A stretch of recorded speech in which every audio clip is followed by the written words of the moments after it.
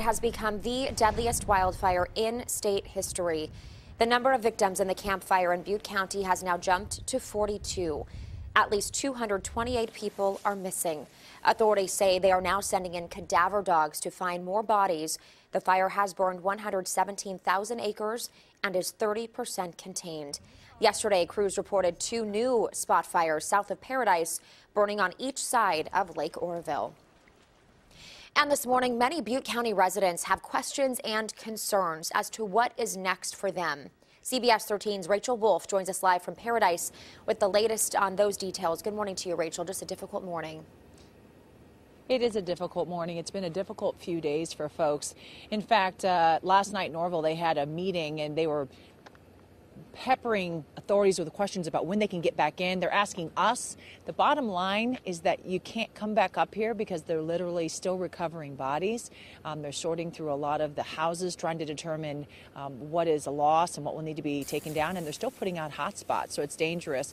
And in fact, this fire now is 117,000 acres. It's 30% contained. The sheriff has asked for 3 portable morgue teams from the military to come in. They found 13 more bodies yesterday, 10 in Paradise, 3 in Concow. So the total is 42 people who have died from this. There's over 228 people reported missing, and they've had 1,500 checks. It's not just people, though. It's pets. It's animals. There are all sorts of animals in this area, and we have animal rescue crews that are coming in to help out. We have horses. We have chickens, dogs. We have pigs. And we actually met this morning at about 4:45 a.m. 2 ladies from the NorCal Livestock evac crew. They are one group out of hundreds of volunteers who are trying to help save animals left after the flames.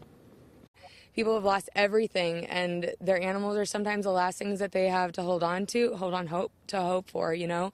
And so we're out here trying to save as many of them as we can. So search NorCal Livestock Evacuation. Search that and contact those ladies. You'll be able to get in touch with your animals. They had 2 little chickens this morning, but they typically do larger animals. Also, FEMA is going to be on the ground. We have 7,100 structures, most of them single-family homes, but a lot of the buildings don't even have this much standing. It's literally just a chimney. So if you can imagine, I mean, so many people just have nothing to return home to, not only their home, but their businesses as well. So it's going to be a difficult day. Trump has declared this a disaster area, so hopefully they can get some of that federal funding to help rebuild. Back to you. Absolutely. I know I spoke with some evacuees yesterday, Rachel, who said we just want to go home, but it is so difficult to make that happen right now. So we'll certainly keep people posted. Rachel Wolf, thank you. Well, now to a possible cause of this fire. A woman who owns property near where the campfire started said that PG&E sent her an email last week before the fire ignited, asking for permission to come onto her property to inspect a sparking transmission line. It's still not clear what exactly started the fire, but PG&E has admitted that it did have a problem on a transmission line near the start of the fire minutes before the blaze broke out. We have crews on site wetting down critical infrastructure. We have backup generators in place in case we lose power lines or if there's an outage. And the Department of Water Resources and firefighters are making a stand to protect the Oroville Dam from the campfire. While the dam isn't at risk right now, state officials are not taking any risks when it comes to the recently rebuilt spillways and dam. They brought up people from around the state and are staffing the dam around the clock.